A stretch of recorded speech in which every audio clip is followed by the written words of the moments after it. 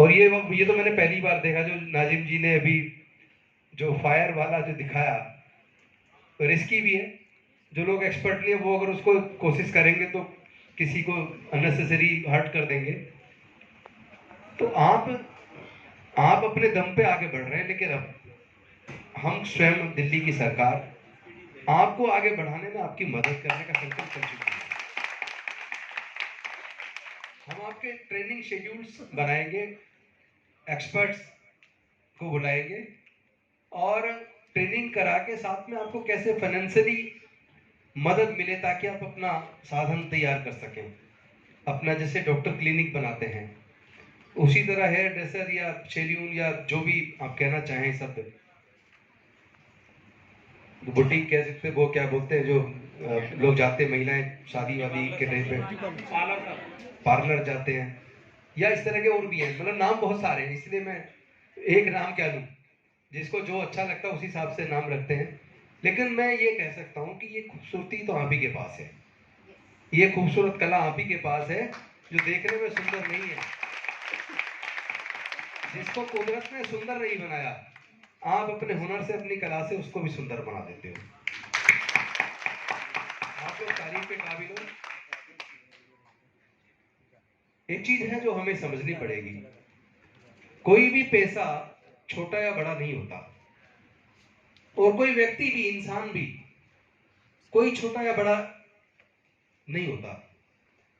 जैसा हम देखते हैं अपने धर्मशास्त्रों में, 4 वर्ण, हजारों जातियां, और फिर उन जातियों को वर्ण के हिसाब से किसको क्या करना है, किसको क्या नहीं करना है, ये तय कर देना, ये मुझे नहीं लगता किसी को आज के समय में स्वीकार होगा, होना भी नहीं चाहिए। अगर कोई इस पेशे से जुड़ा है,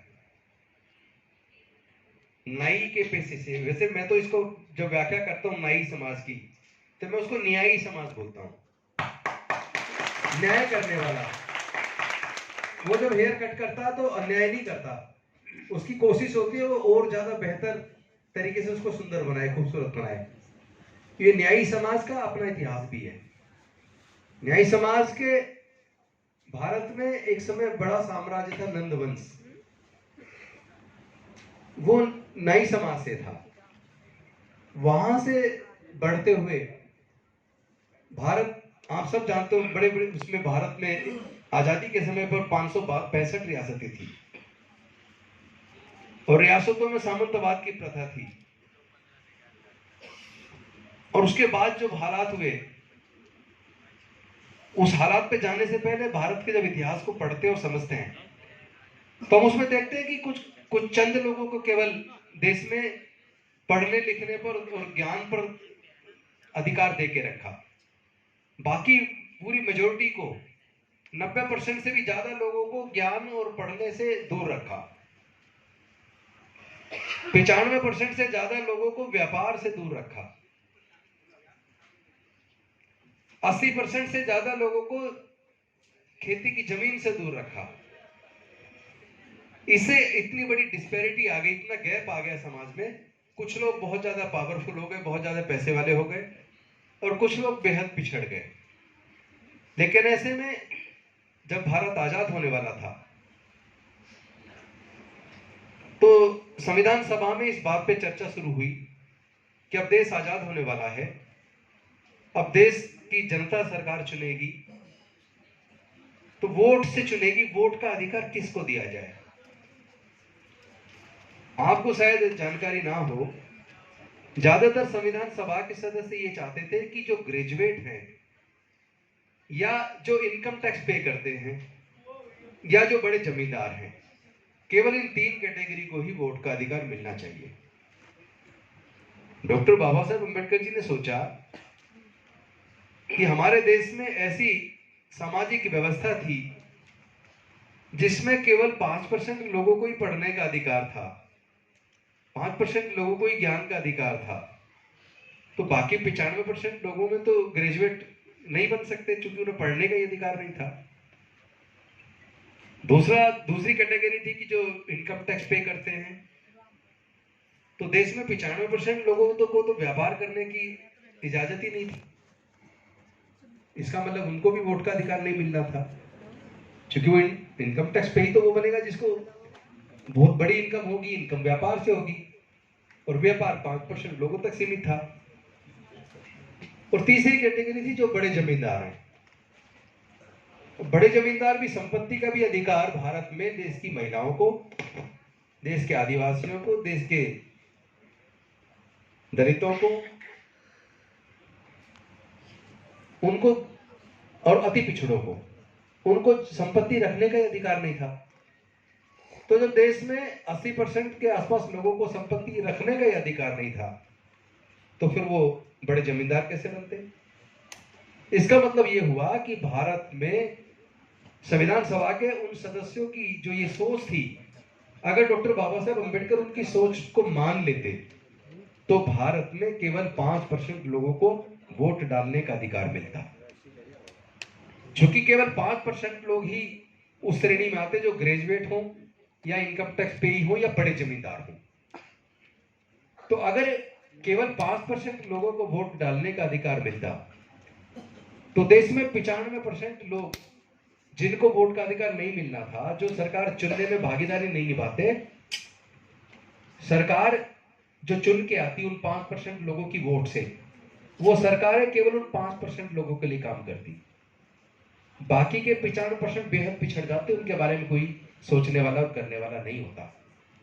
लेकिन हम सबको धन्यवाद करना चाहिए डॉक्टर बाबा साहेब अम्बेडकर जी का, जो संविधान सभा में अड़ गए और अपनी बात को उन्होंने बड़ी अपनी बुद्धि और विवेक से, अपने चातुर्य से, अपनी काबिलियत से उन्होंने पूरी संविधान सभा को इस बात को मानने के लिए मजबूर कर दिया कि भारत में रहने वाले सभी लोग, किसी भी जाति, किसी भी धर्म के, किसी भी काम को करने वाले, अमीर हो या गरीब हो, पढ़े लिखे हो या अनपढ़ हो, सबको समान रूप से वोट का अधिकार मिलेगा। और वो उन्होंने दिलवाया। उसका नतीजा यह हुआ कि कोई भी सरकार हो, उसे चुनना है, कोई भी पार्टी हो जो चुनाव में जाती है, सबके पास जाती है, वरना तो फिर वो उन 5% लोगों के लिए जाती, फिर तो हमारे लिए कोई स्कूल अस्पताल भी ना बनते। तो आज अगर सरकार ये सोच रही है कि केस का बोर्ड बनना चाहिए, तो इस पैसे से जुड़े लोगों को आज के हिसाब से टेक्नोलॉजी से अवगत कराना चाहिए, उनको ट्रेनिंग देनी चाहिए, उनको फाइनेंशियल असिस्टेंस देके अपना रोजगार शुरू करने का अवसर देना चाहिए। फिर कोई नहीं देता, क्योंकि सरकार तो फिर उनकी तरफ देखती है जो उनको वोट देता है।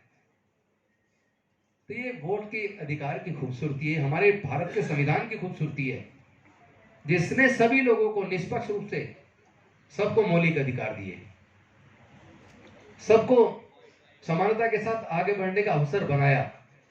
लागू कितना हुआ वो अलग सवाल है, क्योंकि संविधान कितना ही अच्छा हो, अगर उसको लागू करने वाले लोगों की नीयत ठीक नहीं है तो वो देश के सभी लोगों को फायदा नहीं पहुंचा सकता, और उसमें गलती हम भी कर देते हैं।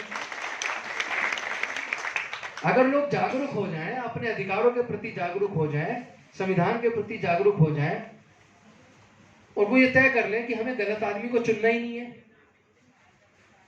जो लोग देश में नफरत पैदा करते हैं, कहीं जाति के नाम पे, कहीं धर्म के नाम पर, जो देश को बांटने की बात करते हैं, ऐसे लोगों को चुनना बंद कर दें।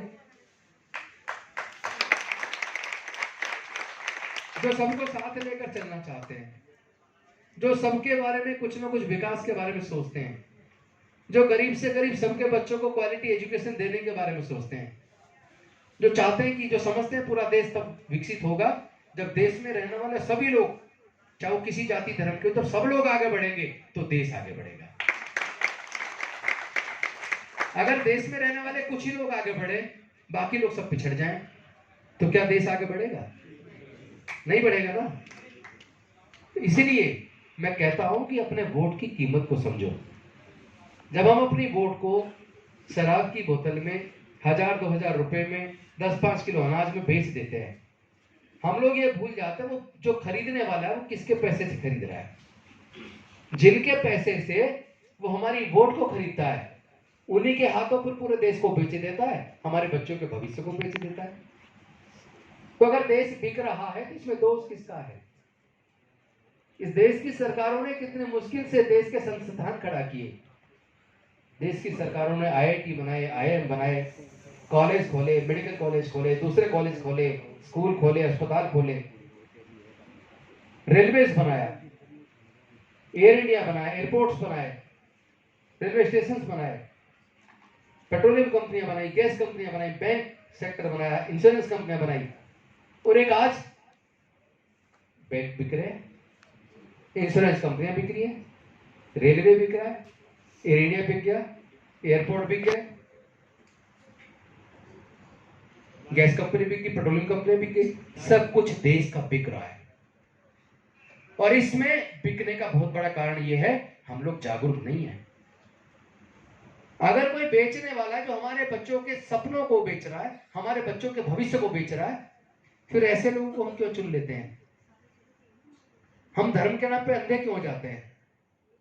हम धर्म के नाम पे अंधे होकर ये क्यों भूल जाते हैं कि धर्म के नाम पर जब किसी को मारा जाता है, मरता इंसान है, नुकसान पूरे देश का होता है, शांति भंग पूरे देश की होती है।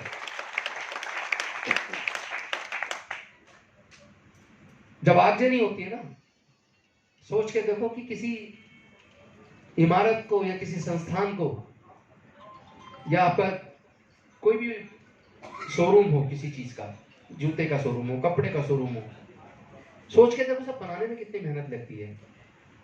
पहले बिल्डिंग बनेगी और फिर उस बिल्डिंग में उस व्यवसाय को शुरू करने पे कितना भारी खर्च होता है, और कोई उसको जला दे।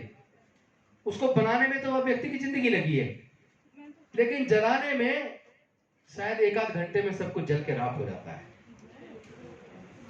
लोग ये भी भूल जाते हैं जिसको आप जला रहे हो वो केवल एक व्यक्ति का नुकसान नहीं है, वो पूरे देश का नुकसान है। उसमें कुछ लोगों को रोजगार भी मिला होगा, एक व्यक्ति की पूरी संपत्ति खत्म हो गई, उसमें काम करने वाले लोगों की नौकरियां चली गई, और ये जो संपदा है ये पूरे देश की है ना। संपदा तो देश की जली, शांति भंग किसी एक व्यक्ति की नहीं, शांति तो पूरे देश की भंग हो जाती है। और जिस देश में अशांति होती है, जिस देश में दंगे होते हैं, जिस देश में जाति और धर्म के नाम पर समाज बंट जाता है, वो देश पीछे रह जाते हैं, आगे नहीं जाते। आपके सामने एग्जाम्पल है, आप पाकिस्तान देख लो, अफगानिस्तान देख लो, इराक देख लो, लेबनान देखो, सीरिया देख लो, जहां जहां कट्टरपन बढ़ा है, जहां जहां आपस में मारकाट मची है, जहां जहां लोगों में नफरत का माहौल बढ़ा है, जहां जहां इंसानियत संसार हुई है, इंसानियत खत्म हुई है, वो सारे देश बर्बाद हो गए। तो मैं ऐसे लोगों से कह देना चाहता हूं जो भारत को बर्बाद करने में लगे हैं, जो भारत को जाति और धर्म के नाम पर बांटने में लगे हैं, जो भारत को तोड़ने में लगे हैं, जो कुछ अमीरों को बहुत अमीर बनाते जा रहे हैं, देश में रहने वाले बाकी सब लोगों को गरीब बनाते जा रहे हैं, वो एक व्यक्ति को नहीं, वो पूरे देश को बर्बाद कर रहे हैं। वो हमारे पूरे युवाओं की नस्ल को बर्बाद कर रहे हैं। तो हमें अच्छे और बुरे का ज्ञान और अंतर करना आना चाहिए। हमें देखना चाहिए कौन अच्छा है कौन बुरा है। अच्छे करने वाले की और बुरे करने वाले की जाति और धर्म नहीं ढूंढना चाहिए। हमें व्यक्ति की बुराइयों से घृणा करनी चाहिए, व्यक्ति से नहीं।